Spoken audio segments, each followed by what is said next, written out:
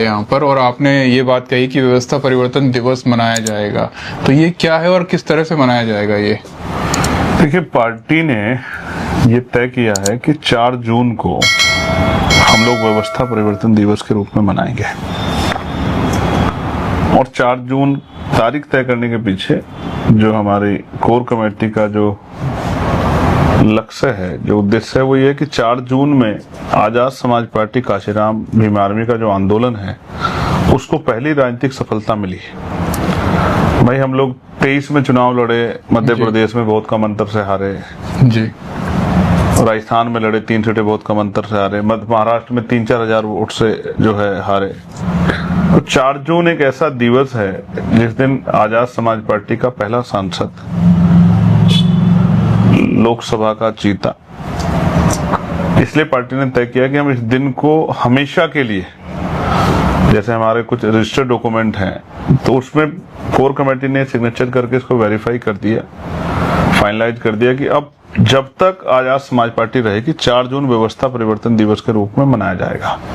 तो नगीना मॉडल जो है, जैसे प्रधानमंत्री मोदी गुजरात मॉडल, उसी के तर्ज पे नगीना मॉडल, जो भाईचारे का मॉडल है, जो व्यवस्था परिवर्तन का मॉडल है, सत्ता प्राप्ति का मॉडल है, इसी मॉडल को लेके हम लोग पूरे उत्तर प्रदेश में सत्ता परिवर्तन यात्रा 4 तारीख शुरू करेंगे, जो बिजनौर से शुरू होगी। और ये सिर्फ व्यवस्था परिवर्तन दिवस नहीं है, ये पूरे देश में, दुनिया में भीम आर्मी आजाद समाज पार्टी को मानने वाले, पसंद करने वाले जो हमारे साथी, हमारे परिवार, ये वो सब लोग उत्सव के तौर पे इसको मनाएंगे।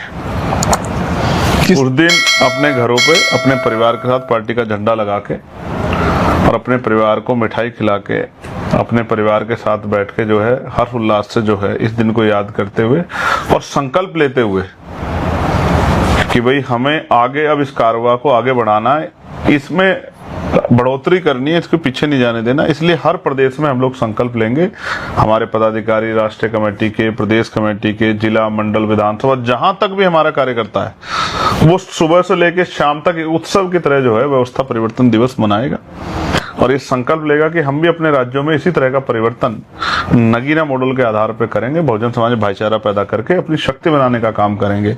और उनकी एक शक्ति से देखिए कितना बड़ा परिवर्तन हुआ, जो पूरे उत्तर प्रदेश, जो 25 करोड़ की आबादी है, जहां प्रीपेड मीटर जबरदस्ती लगाए जा रहे थे, ये उनकी वोट के बदौलत ही हुआ, नगीना के साथियों की।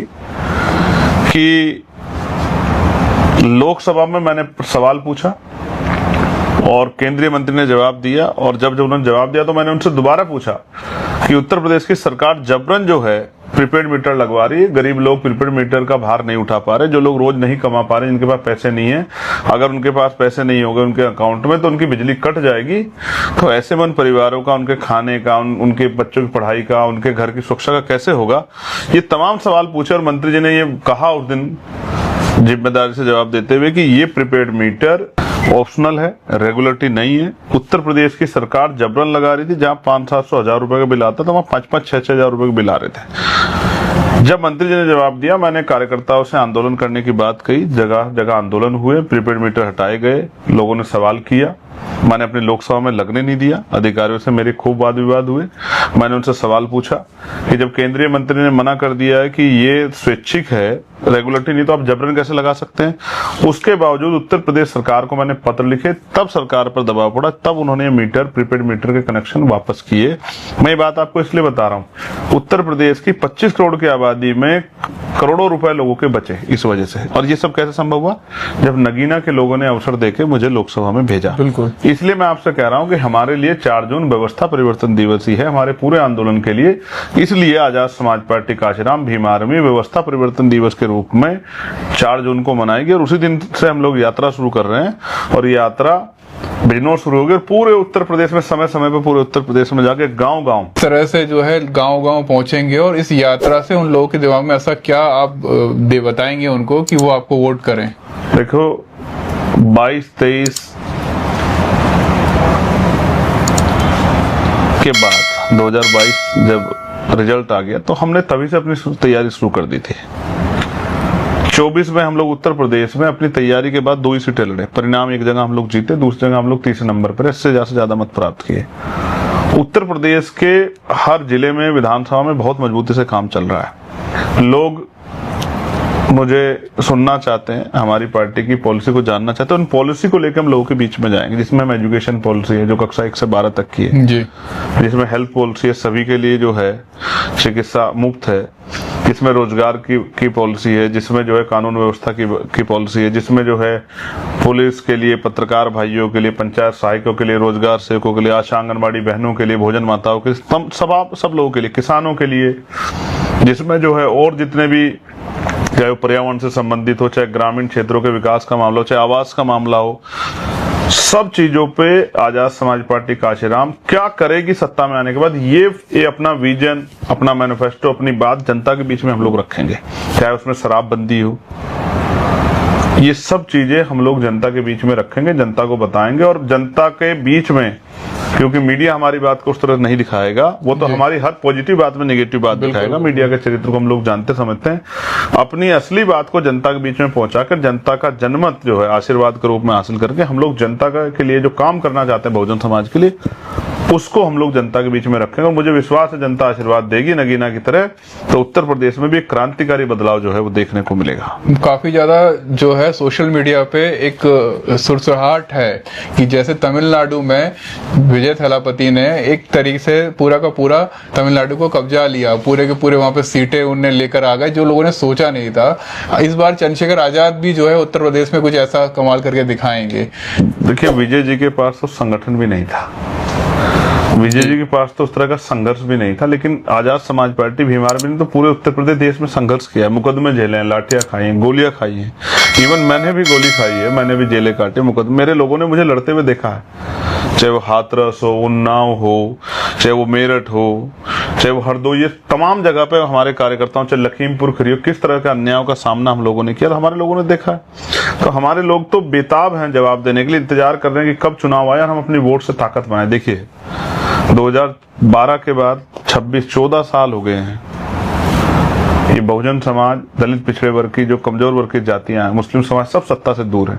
और सत्ता से दूर रहने से आज वो उनके अंदर जिस तरह का माहौल पैदा हुआ है, जिस तरह के अवसर उनको मिलने चाहिए थे, वो भी सब नहीं मिल रहे हैं। कर्मचारियों को प्रमोशन नहीं मिल रहा है, पुरानी पेंशन का लाभ नहीं मिल रहा है, बच्चों को अच्छी शिक्षा नहीं मिल रही है, शिक्षा का बाजारीकरण हो गया है, स्कूल बंद हो रहे हैं, ठेकेदारी में आरक्षण था खत्म हो गया है, क्षेत्रीय विकास नहीं हो रहा, सड़कें नहीं बन रही, बिजली के लिए कोई नया जो है सरकार के पास कारगर योजना नहीं है, जनता परेशान है। महिलाओं के लिए कोई, जो हमारे मन में इच्छा है कि ग्रामीण क्षेत्रों में उद्योग धंधे लगा के, कुटीर उद्योग लगा के रोजगार दे, सरकार पे ऐसी कोई पॉलिसी नहीं है।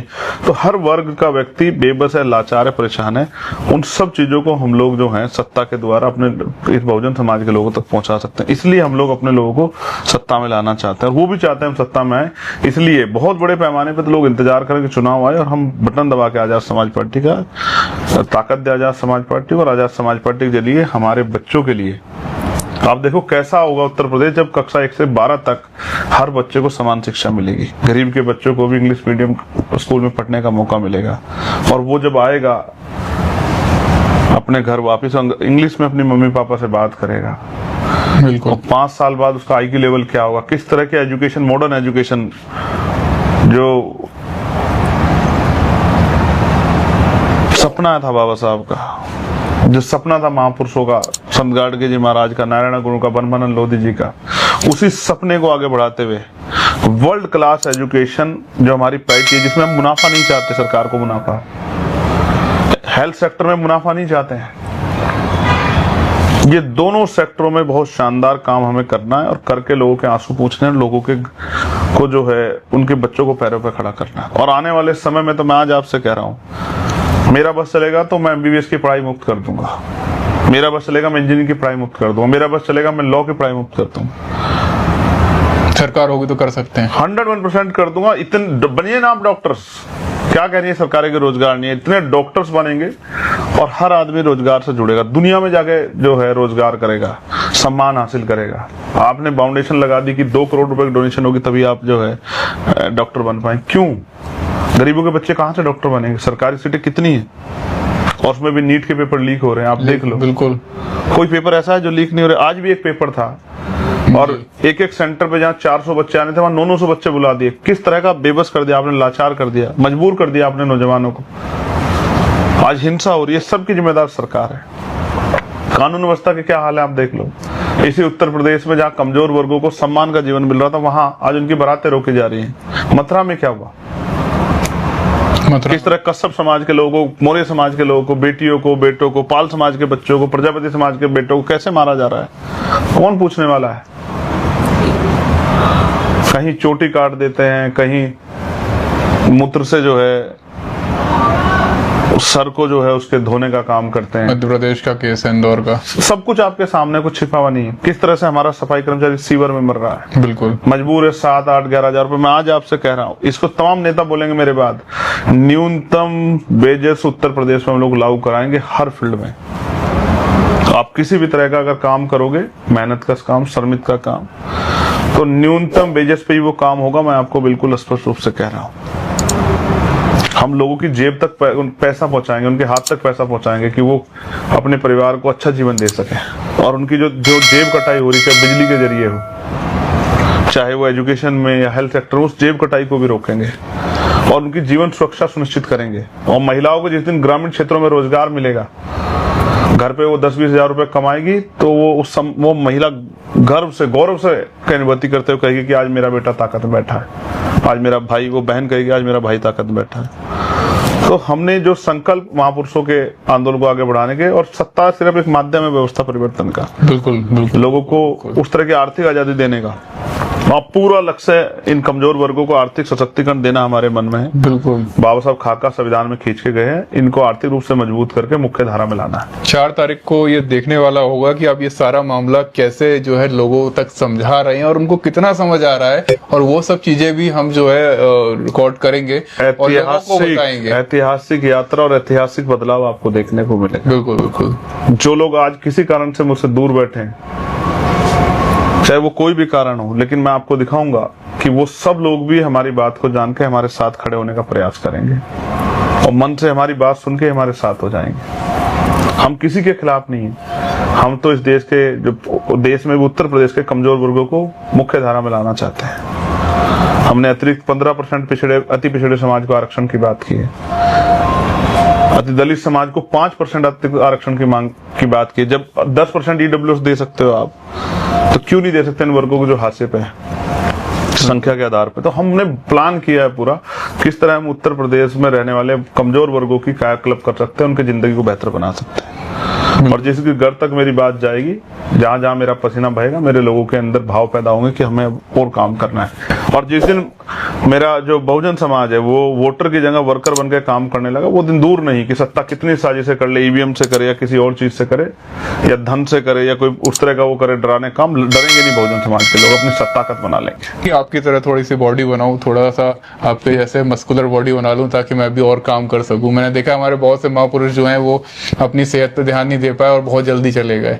तो आपसे थोड़ा सा इंस्पायर्ड हुआ हूं और काफी। देखिए, ये तो मृत्यु कटल सत्य है। मेरी तो 2023 में आ जाती गोली लगने पर, लेकिन नहीं आई क्योंकि अभी मेरा समय नहीं आया जी। अभी तो मुझे सेवा करनी। जिस दिन मुझे गोली लगी और मैं बच गया, उस दिन मुझे एहसास हो गया कि मेरा जन्म जो है वो मरने के लिए नहीं हुआ। इन बाबा साहब अम्बेडकर का, मान्यवर काशीराम साहब का जो अधूरा काम है, फूले साहू का, उस काम को पूरा करने के लिए हुआ। इसीलिए मुझे जो है गोली के बाद भी मैं जीवित हूँ और अभी उस काम को पूरा करने के लिए मैं संघर्ष कर रहा हूँ। और बहुजन महापुरुषों के आशीर्वाद से ये आंदोलन आगे बढ़ेगा और उत्तर प्रदेश के बाद देश में जो है एक बड़ा आंदोलन बनकर जनता की सेवा करेगा। ठीक भाई।